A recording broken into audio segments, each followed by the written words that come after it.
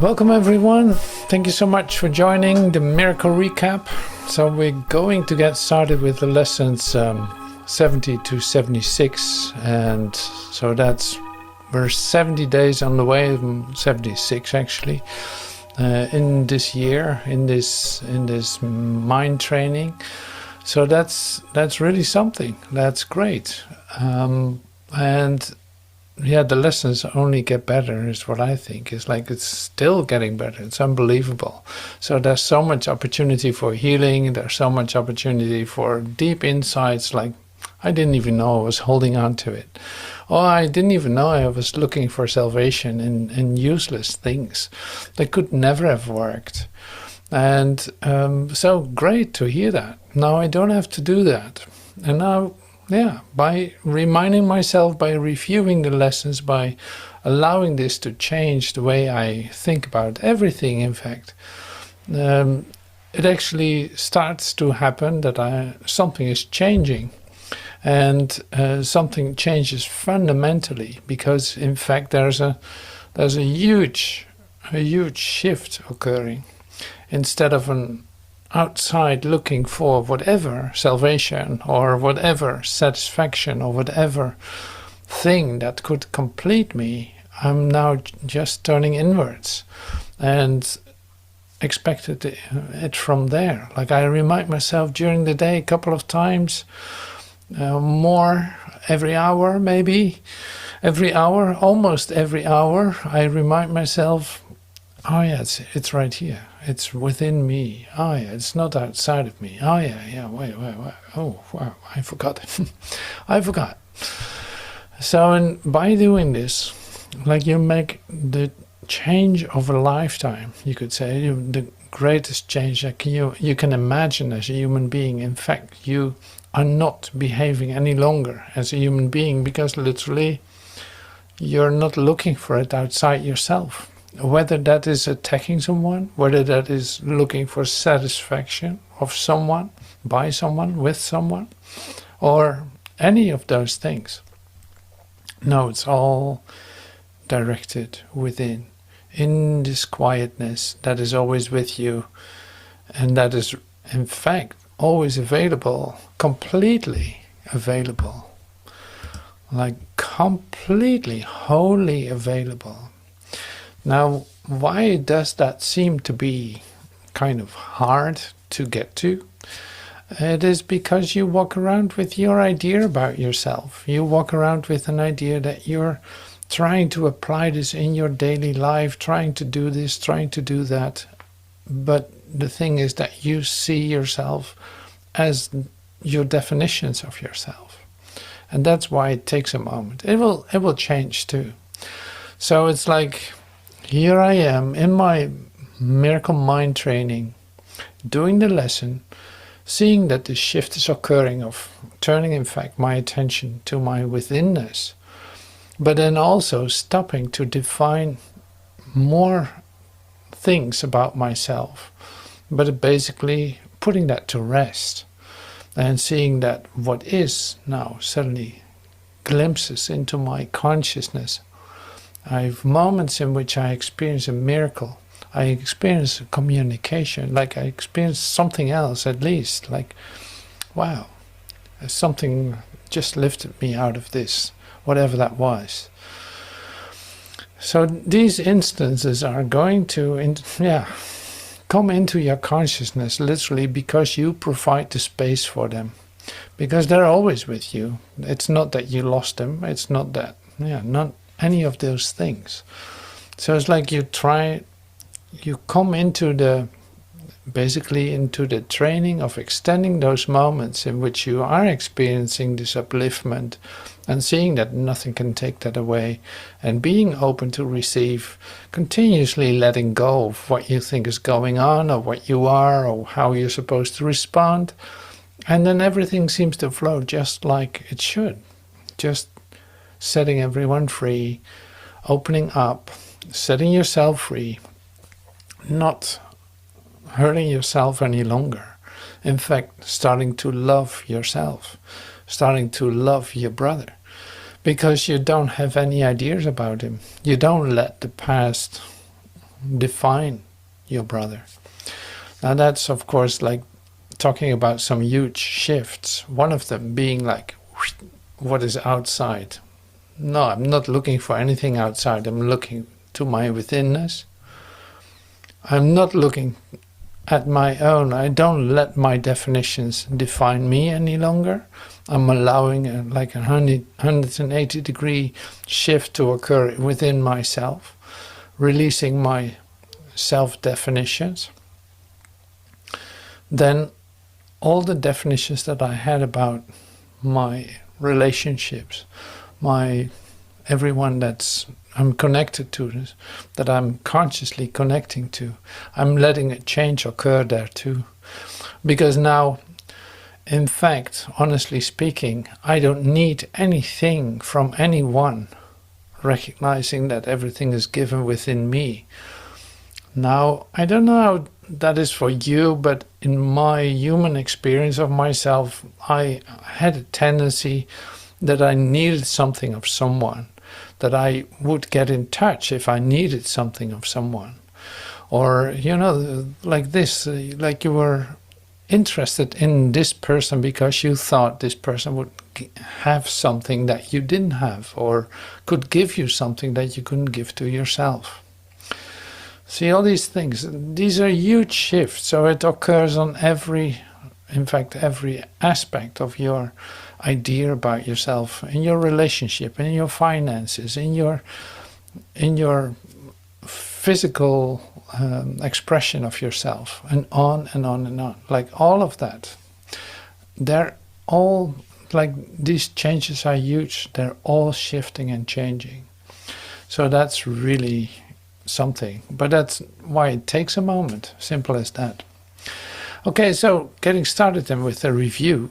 I made some sheets that I'm going to share with you. I used the review lessons of the lessons that we're doing in this period, starting with lesson 70. So the laws of freedom, I call this.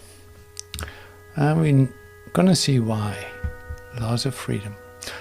My salvation comes from me. So this is the review of the lesson 70.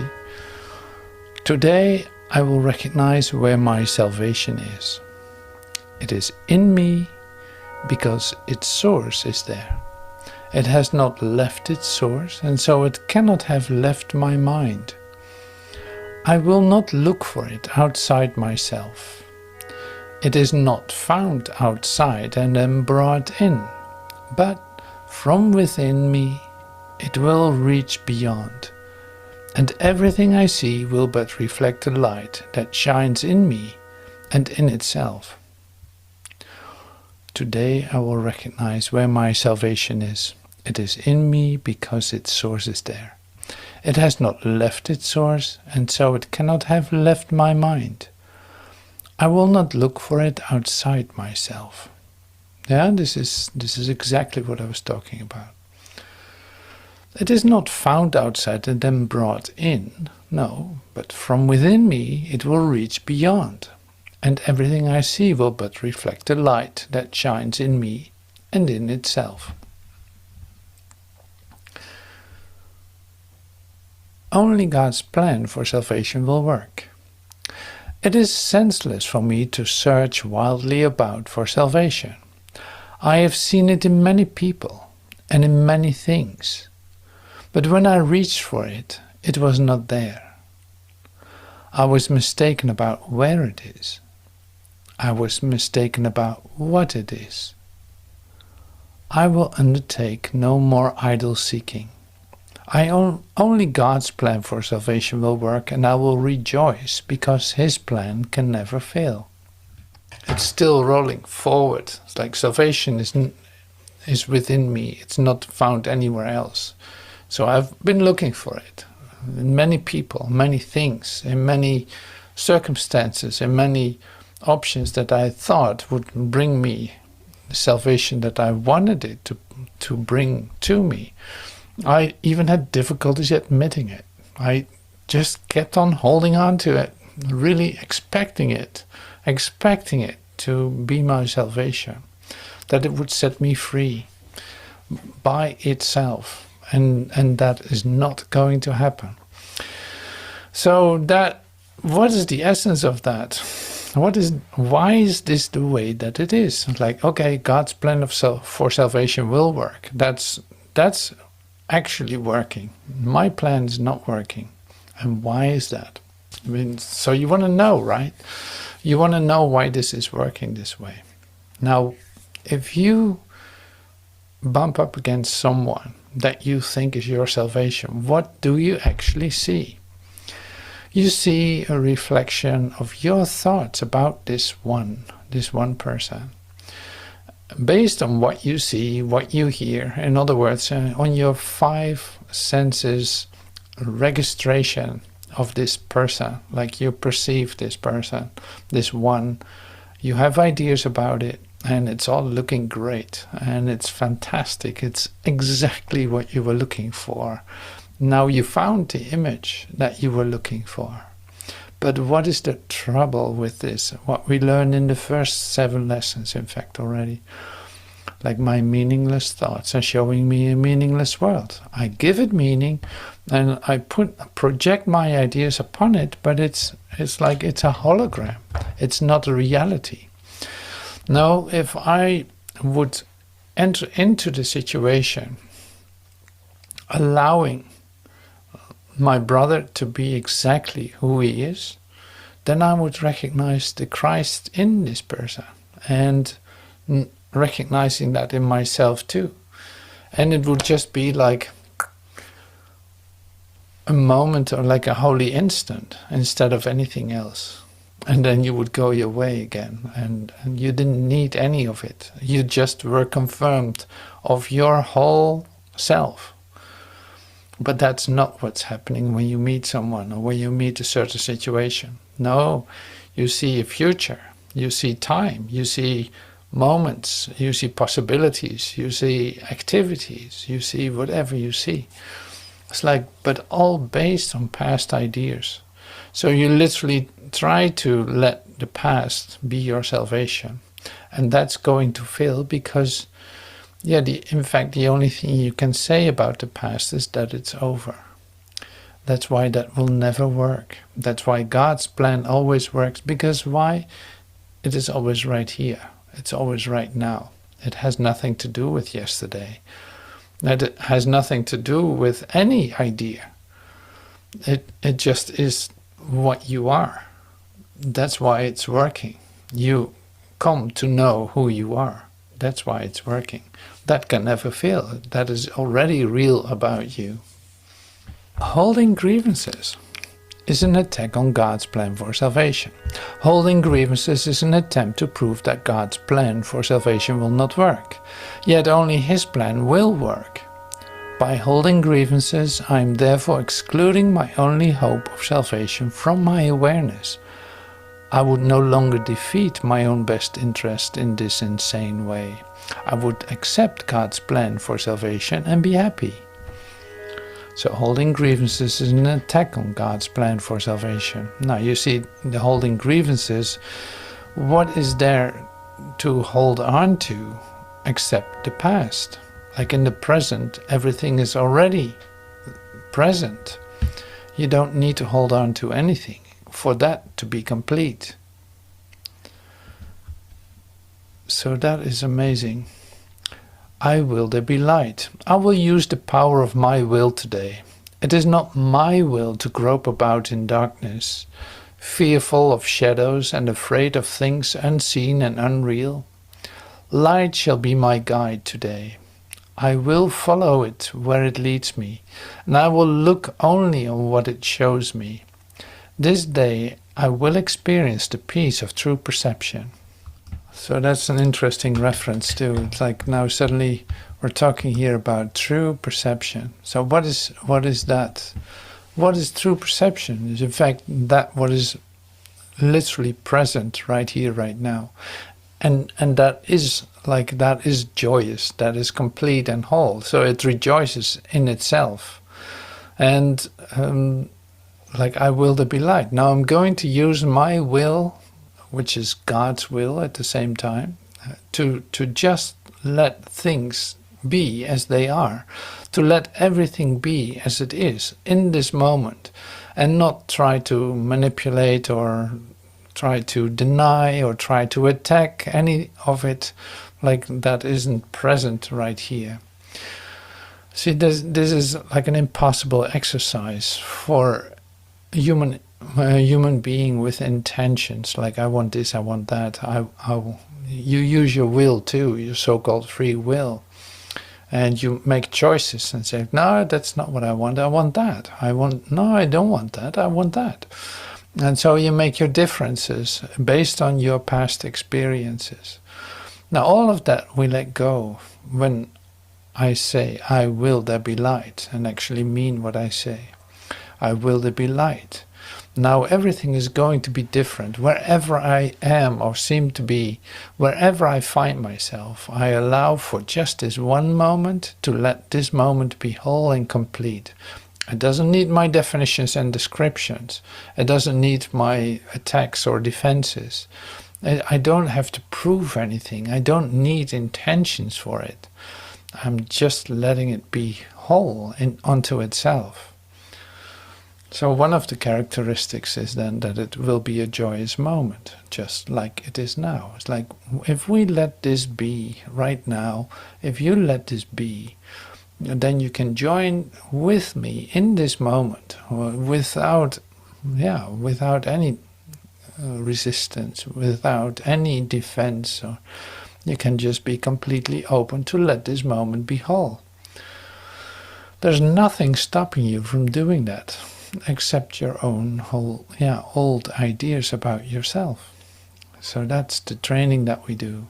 So that comes back in every lesson, basically. It comes back and it shows you, no, it's not that. No, it's not that. It's not that. It's already here. So it doesn't need anything. So leave it, let it go. Like it's complete and whole. And you don't need anything for it. It's also not complicated. It is also not difficult. And yeah, it is simply letting it be as it is. So that's so relaxing of this. And there's so much you don't have to do. Like I can imagine that if you are a human being, that you're completely exhausted because you in fact have to defend yourself continuously, since you find yourself in an unnatural place where everything seems to be lacking, where you seem to walk around in total chaos, not knowing what will happen the next day, and definitely is not going to be a certainty that you will literally face. No, it's full of uncertainties and full of doubts and full of threats. Like that can happen every moment. Now this seems to be the world that you live in. That seems to be your surrounding. Like no wonder you're exhausted. No wonder you're also angry. Like of course you hate the place in a certain sense because there's never rest. There's always something asking you, because it needs continuously something. This is the world as you've created it, like this is the world as you have seen it, made it, how you are experiencing it. Now you say like, well, there's no salvation for me in that. No, there's a different way of looking at it. Now, how can this be different? You would say, is like, with a history like that, how can that be different? Well, this history is gone. It is not difficult. You only have to let this moment be new and fresh and whole.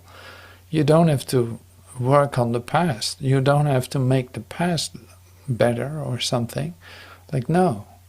So the only requirement is that you be present in this moment and release whatever you thought needed completion or needed your attention or needed this or that. Like, no, here it is.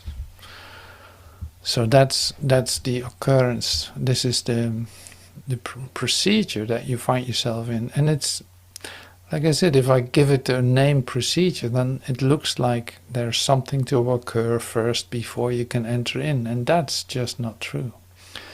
So it's like, in this moment, it's going to be whole. Now, let it be whole. Don't do anything else. There's no will but God's. I am safe today because there is no will but God's. I can become afraid only when I believe there is another will. I try to attack only when I'm afraid. And only when I try to attack can I believe that my eternal safety is threatened. Today I will recognize that all this has not occurred. I am safe because there is no will but God's. See, the funny part is that it actually says this. This is what is occurring. It's not a description of a wishful thinking or something. No, this is truly what is occurring. The rest is all made by a mind that cannot think, really. So here we are. I am safe today because there is no will but God's. I can become afraid only when I believe there is another will. I try to attack only when I'm afraid, when I feel threatened. And only when I try to attack can I believe that my eternal safety is threatened. Today I will recognize that all this has not occurred. I am safe because there is no will but God's.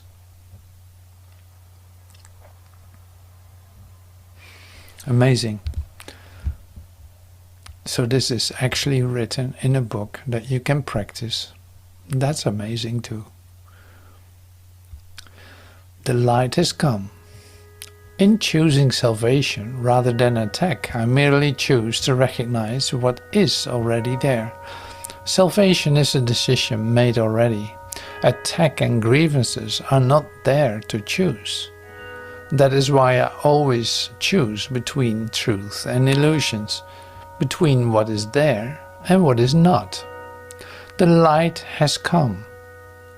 I can but choose the light, for it has no alternative. It has replaced the darkness, and the darkness has gone. So in choosing salvation rather than attack, I merely choose to recognize what is already there. Salvation is a decision made already. See, I don't even have to choose that. It simply becomes what is, and what has always been, and what forever will be. Attack and grievances are not there to choose. See, this is really like there is no choice in all of this. There is no choice to be made. In fact, when I think there's a choice, I always choose between truth and illusions, between what is there and what is not. The light has come. I can but choose the light, for it has no alternative. It has replaced the darkness, and the darkness has gone. I am under no laws but God's. Here is the perfect statement of my freedom. I am under no laws but God's. I am constantly tempted to make up other laws and give them power over me. I suffer only because of my belief in them. They have no real effect on me at all. I am perfectly free of the effects of all laws save God's, and His are the laws of freedom. I am under no laws but God's. I suffer only because I believe in them, in other laws. They have no real effect on me at all. So this you realize. It's like this you realize when you in fact allow this moment to be whole. Like then you realize it had no effect. And this is the part that you not directly will believe until you experience it. So is always like, now it seems like this is a theoretical course in which you're told how it all works, how it all comes about. And that's exactly what it isn't. This is just because you think still in terms of these laws. It's like In fact, there is nothing to learn. It is a matter of allowing this moment to be real. And you only have to allow it to be real. You don't have to make it real. You don't have to decide. It's like, no. It is right here. It is given. It is present with us here and now. So the exercises that we do, like especially today's, is of course a great reminder. It's not outside. No, you cannot find it there. Oh yeah, okay. So now I go and do my exercise. I close my eyes and like, oh yeah, I'm under no laws but God's. Where I've been looking for salvation, my God, I can't believe it. It's like I can't believe what I've been doing. But here I am. This is a new moment. So now I can really let go of everything that I used before for my completion, for making myself whole, because I experience myself as lacking something. This isn't good, that isn't good, that doesn't seem to work. No. I got my little list here of things that don't seem to work out. Now what do I do with that list? I hand it over, because I'm hurting myself with it, proving to myself that there is a lack, that these laws are real. The laws I made up are real. I don't want to confirm that, not in myself or anyone that I meet. Now here's a new situation. The past is gone. I released my thoughts and my definitions. I'm just allowing this to be whatever it is. I don't know what it is. I don't know how that would feel, but I'm willing to open my consciousness for it and see what happens. So that's so great. I love it. I love it. So I've one salvation miracle principle. You didn't know they were in the Course in Miracles, but they are. Here's one. A miracle is a universal blessing from God through me to all my brothers. A miracle is a universal blessing from God through me to all my brothers. Literally, when I allow this moment to be whole for just a second, just realizing I have a choice in that sense. I have the alternative, standing next to the situation that I seem to be finding myself in. This is what the miracle is. I allow the alternative to come into my conscious experience instead of my definitions, my patterns, my habits, my old ideas about myself. Now here's a brand new moment. This is what I offer my brothers, because I'm not responding, I'm not doing it the way that I have a tendency to do it. I let this moment be new. And in the Urtext it says here, explanation. You once said that souls cannot rest until everyone has found salvation. This happens to be true. It is the privilege of the forgiven to forgive. Souls cannot rest until everyone has found salvation. This happens to be true. It is the privilege of the forgiven to forgive. So this is really like, you take this everywhere you go.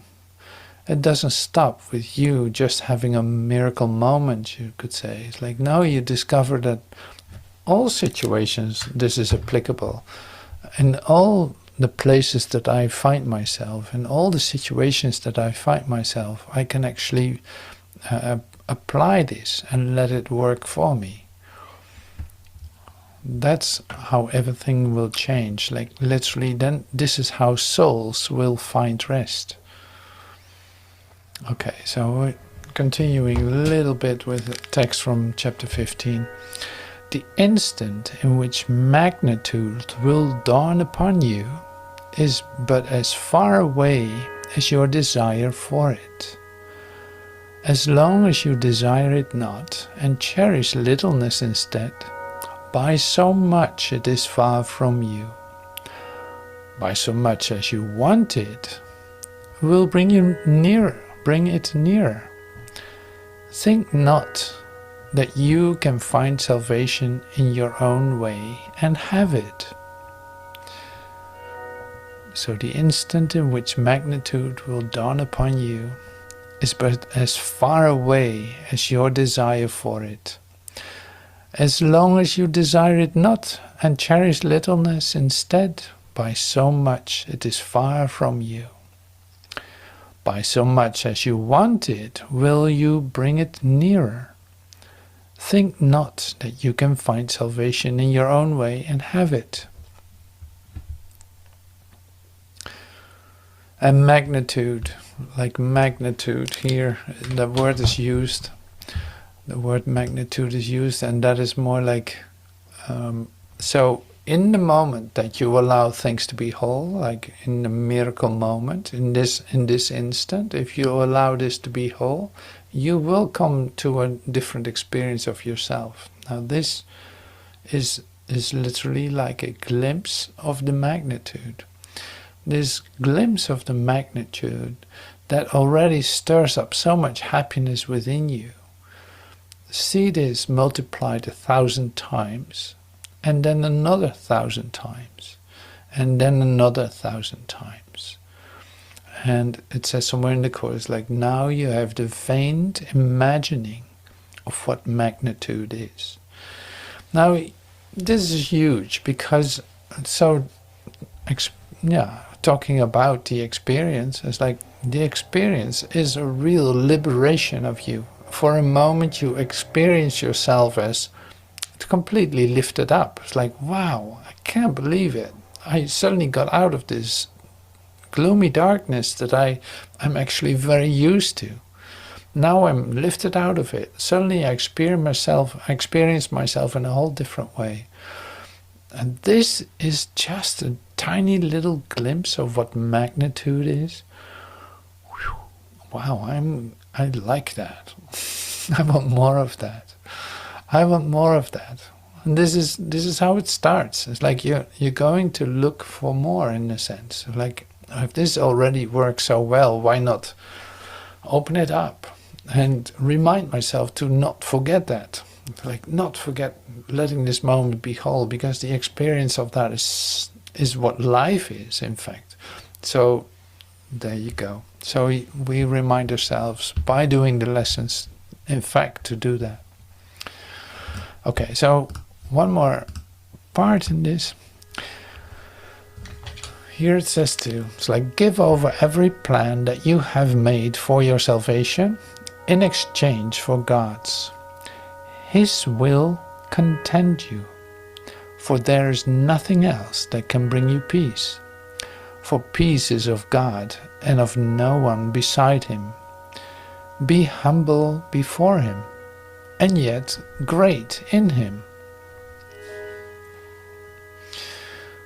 Give over every plan that you have made for your salvation in exchange for God's. His will content you, for there is nothing else that can bring you peace. For peace is of God and of no one beside him. So be humble before him, and yet great in him.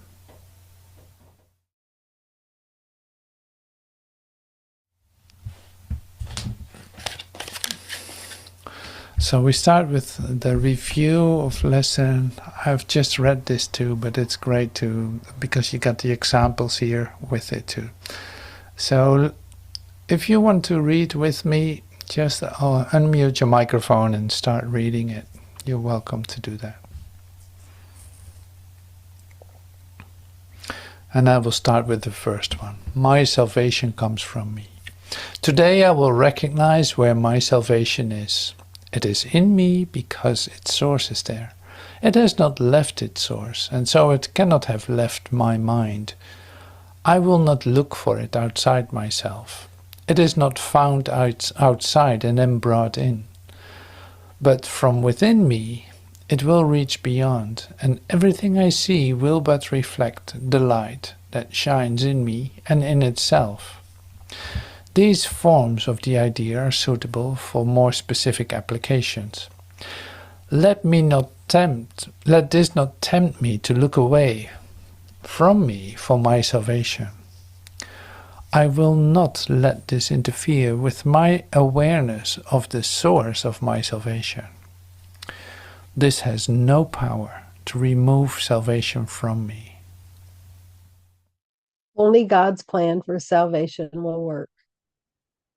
It is senseless for me to search wildly about for salvation. I have seen it in many people and in many things, but when I reached for it, it was not there. I was mistaken about where it is. I was mistaken about what it is. I will undertake no more idle seeking. Only God's plan for salvation will work, and I will rejoice because his plan can never fail. These are some suggested forms for applying this idea specifically. God's plan for salvation will save me from my perception of this. This is no exception in God's plan for my salvation. Let me perceive this only in the light of God's plan for salvation.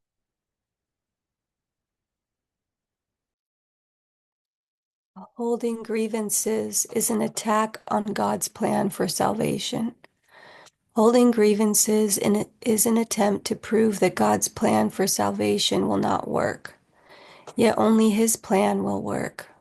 By holding grievances, I am therefore excluding my only hope of salvation from my awareness. I would no longer defeat my own best interests in this insane way. I would accept God's plan for my salvation and be happy. Specific applications for this idea might be in these forms. I am choosing between misperception and salvation as I look on this. If I see grounds for grievances in this, I will not see the grounds for my salvation. This calls for salvation, not attack.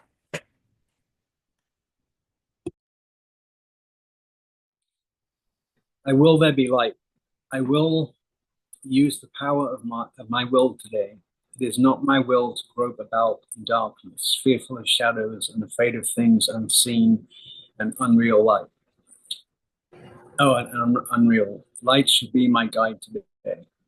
I will follow it where it leads me, and I will look only on what it shows me. This day I will experience the peace of true perception. These forms of the idea would be helpful for specific applications. This cannot hide the light I will to see. You stand with me in light. In the light, this will look different.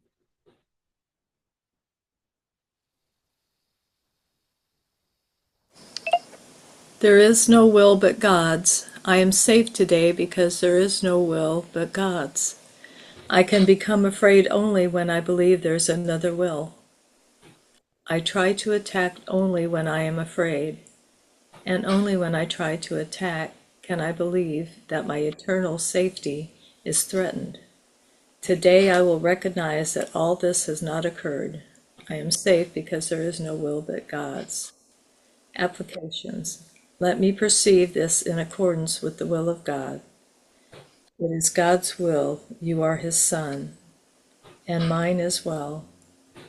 This is the part of God's will for me, however I may see it.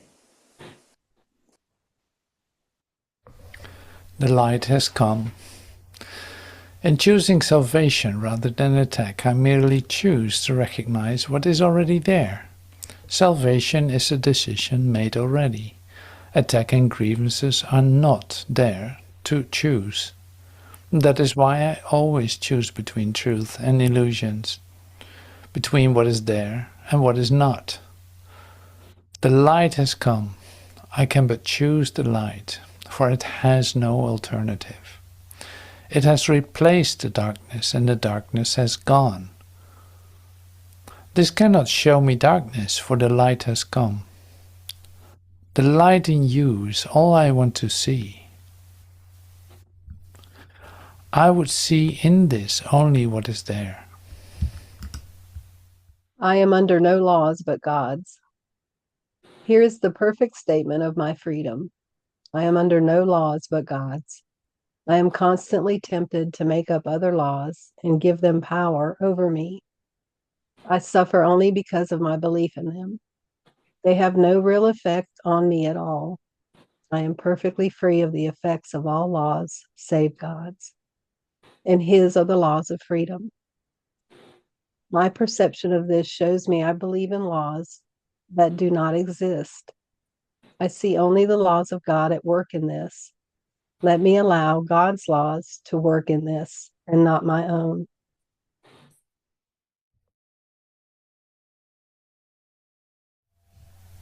Okay, so I go to this and read to you the lesson of today. So I would say sit back and relax. I'm under no laws but God's. We have observed before. We have observed before how many senseless things have seemed to you to be salvation. Each has imprisoned you with laws as senseless as itself. You are not bound by them. Yet, to understand that this is so, you must first realize salvation lies not there. While you would seek for it in things that have no meaning, you bind yourself to the laws that make no sense. And thus do you seek to prove salvation is where it is not. Today we will be glad you cannot prove it, for if you would forever seek salvation where it is not, and never find it. The idea for today tells you once again how simple is salvation. Look for it where it waits for you, and there it will be found. Look nowhere else, because it is nowhere else. Think of the freedom in the recognition that you are not bound by all the strange and twisted laws you have set up to save you. You really think that you would starve unless you have stacks of green paper strips and piles of metal discs. You really think a small round pellet or some fluid pushed into your veins through a sharpened needle will ward off disease and death. You really think you are alone unless another body is with you. It is insanity that thinks these things. You call them laws and put them under different names in a long catalogue of rituals that have no use and serve no purpose. You think you must obey the laws of medicine, of economics, of health. Protect the body and you will be saved. These are not laws, but madness. The body is endangered by the mind that hurts itself. The body suffers just in order that the mind will fail to see it is the victim of itself. The body's suffering is a mask the mind holds up to hide what really suffers. It would not understand its own enemy. It is its own enemy, that it attacks itself and wants to die. It is from this your laws would save the body. It is for this you think you are a body. There are no laws except the laws of God. This needs repeating over and over and over and over again. There are no laws except the laws of God. Until you realize it applies to everything that you have made in opposition to God's will. Your magic has no meaning. What it is meant to save does not exist. Only what it is meant to hide will save you. The laws of God can never be replaced. We will devote today to rejoicing that this is so. It is no longer a truth that we would hide. We realize instead it is a truth that keeps us forever free. Magic imprisons, but the laws of God make free. The light has come because there are no laws but His. We will begin the longer practice periods today with a short review of the different kinds of laws we have believed we must obey. These would include, for example, the laws of nutrition, immunization, of medication, and of the body's protection in innumerable ways. Think further.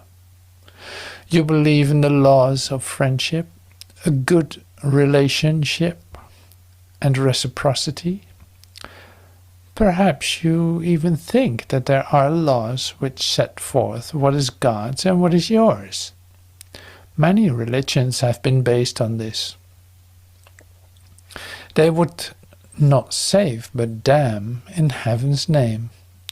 Yet they are no more strange than other laws you hold must be obeyed to make you safe.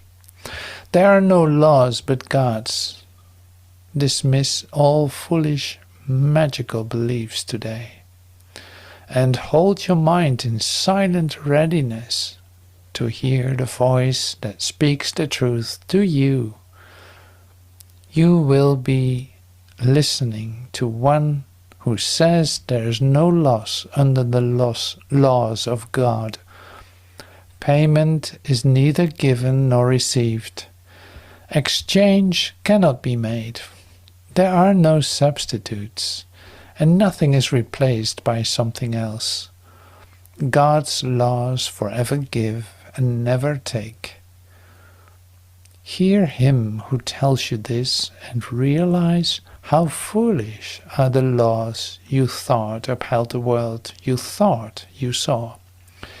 Then listen further. He will tell you more about the love your Father has for you, about the endless joy he offers you, about his yearning for his Son, his only Son, created as his channel for creation, denied to him by his belief in hell.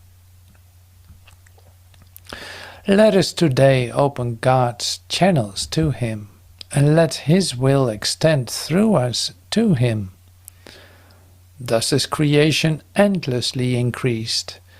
His voice will speak of this to us, as well as the joys of heaven which his laws keep limitless forever. We will repeat today's idea until we have listened and understood there are no laws but God's. Then we will tell ourselves, as a dedication with which the practice periods concludes, I am under no laws but God's. We will repeat this dedication as often as possible today, at least 4 or 5 times an hour, as well as in response to any temptation to experience ourselves as subject to other laws throughout the day. It is our statement of freedom from all danger and all tyranny. It is our acknowledgement that God is our Father and that his Son is saved. I am under no laws but God's. Well, thank you so much for following this, and let it sink in, let it affect you. Give it time, be still with it. It's wonderful. It's like that's what we're doing in a moment too. I will put on a song to listen to, but at the same time it's like I'm under no laws but God's. Like I really want to see the depth of that and see all else disappear, all the crazy laws that I have obeyed too. So this is the opportunity.